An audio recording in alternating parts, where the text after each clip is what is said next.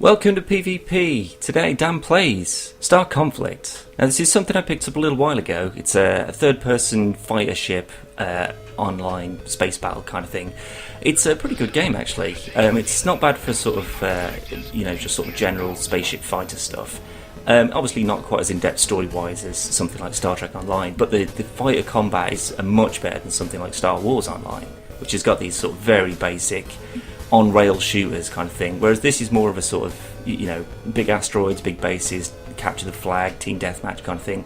It is free to play on Steam, so if you like sort of, general flying about, shooting stuff, it may be in your kind of region. So we capture these. This is basically capture the flag. So I'm flying in here, going to capture A. Now when you capture stuff, these guard drones start appearing. But this is my little ship. It's only a small fighter. There's no real big battleships or anything like that. There are sort of heavy armoured ones, which are, for sort of long-range artillery and all that sort of stuff. But this is the most versatile one that I've found so far. It's got like a quad cannons, it's got rockets on it, it's got some stealth modules as well, so if I press F, we'll get invisible, which is pretty cool, especially for capturing stuff as well, so people can't see you straight away. Capturing, there we go. So this is just your standard sort of capture the area, I guess. But it's pretty good for sort of general sort of knocking about and shooting stuff.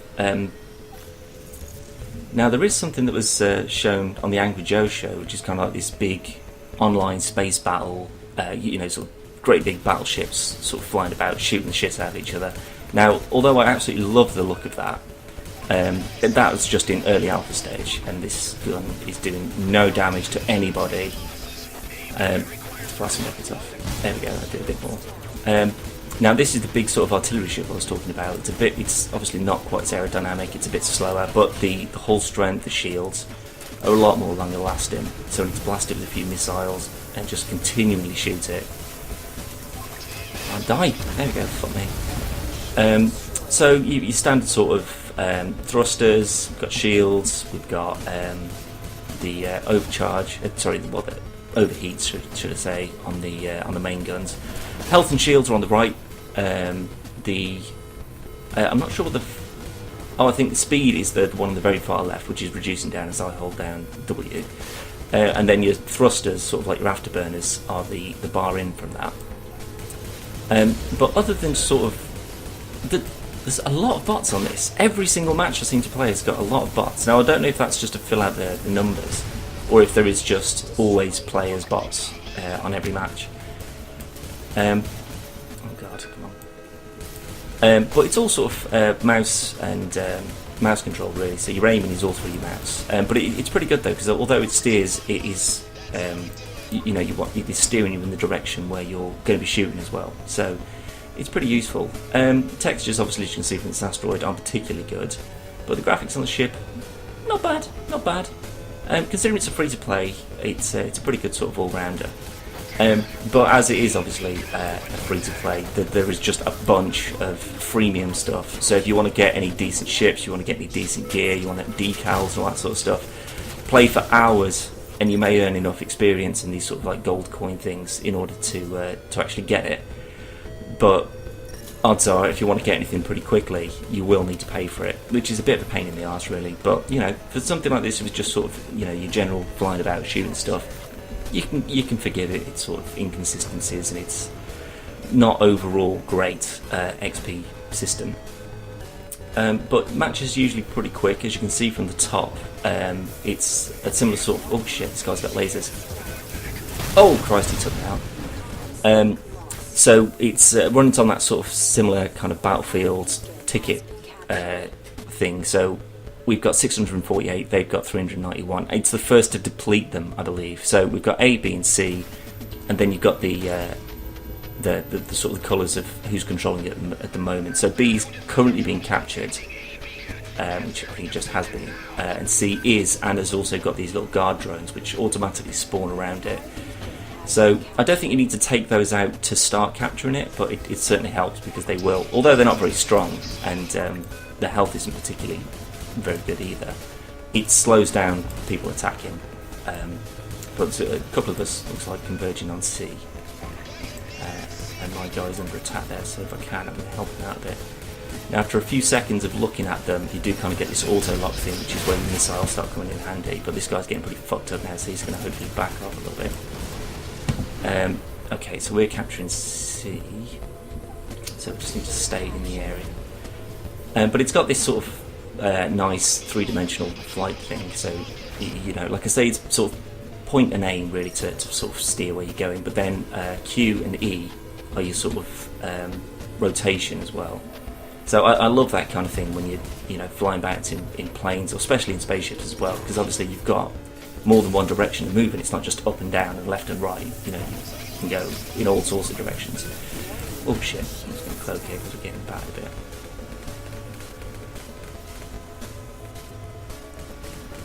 Oh Christ! Whoa! Fuck!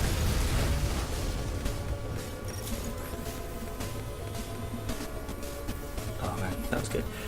Yeah, so like I said, there's loads of bots, and the bots seem to have quite ridiculous health considering how much damage output my guns have got. And plus, because they overheat so fucking quickly as well, it's a bit of a nightmare. So I would need to go in and buy some stuff. They're similar to Nosgoth. There's kind of like a rental system for some guns as well. So you can, purchase guns at a reduced price for a couple of days or a week or something. But for I took him out as well. There we go, ramming him, brilliant. But you can spend additional, a lot more than what you'd spend on the rental, and you can buy it as a permanent weapon.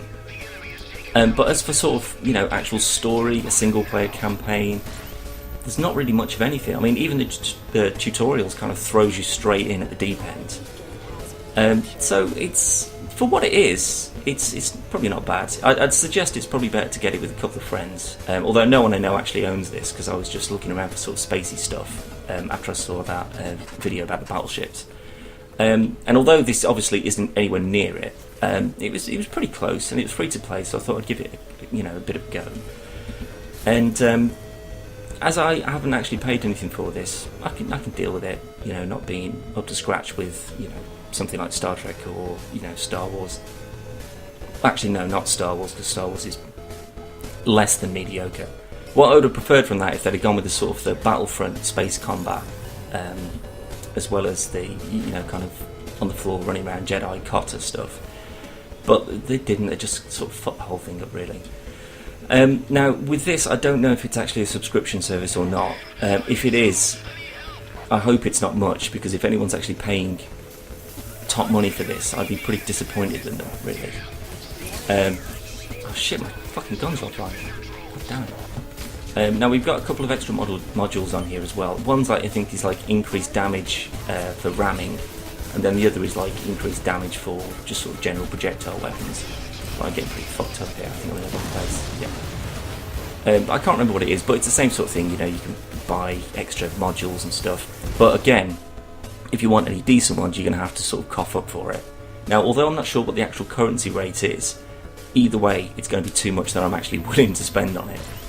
But I can, I will revisit this, once every week or so, just sort of have a bit of fly about, shoot some stuff. But there's nothing particularly drawing in it to make me think, I actually want to get into this. I want to spend some, maybe not real money, but 15, 20 quid, something like that, just to get a decent ship and stuff. It's just not got anywhere near the draw. There doesn't seem to be any kind of like chat function, no forums, no plans, so no real sort of like team building or sort of a reason to stick with it for longer than like I do, just playing it every now and then because what the fuck, why not? Or just because anything I was playing has either irritated me to the point where I don't want to play it anymore, or I'm just sort of in the trying to make up my mind as to what I do want to sort of get into on that specific day. So in a similar sort of vein as Nosgoth, it's pretty good just for sort of logging on and just de-stressing, really. Just blow some shit up. It's nowhere near as complicated as that, as anything else, really. You just sort of go in, fly about, shoot stuff, come out. But it's not bad. I mean, I think for some reason enemy have actually managed to pull it around, and we've lost, which is quite depressing considering we're doing pretty well on that. Third, 6 kills, 4 assists, 4 captures, which means I got as many captures as everybody else. But there was a guy on the other team who actually was pretty much owning us on that. So well done to you, Pancho Quisco 22. You only got 1 kill, but you're clearly playing the game as it was meant to be. So well done to you. But this has been Star Conflict. It's not bad, like I say, pretty good knockaround game. Not really worth much time and effort. But, you know, if you're into this sort of thing, maybe you will do. I will actually have a look at the exchange though. So you can actually, these credits are what you earn through sort of just general combat and stuff, and you can swap those for these other gold coins, and they are what is, you know, it's actually where you really want to put your money into to buy decent stuff.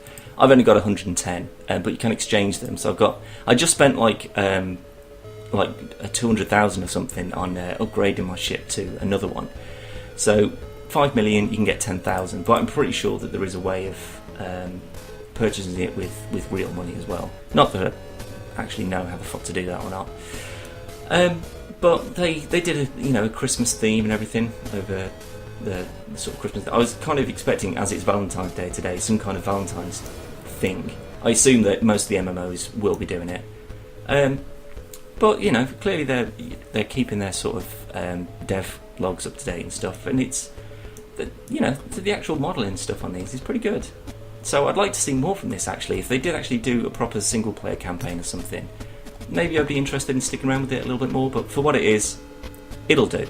So thanks all for joining. We'll probably be doing some more spacing themed stuff soon. I'm hoping to get Cal into either Star Wars or Star Trek Online.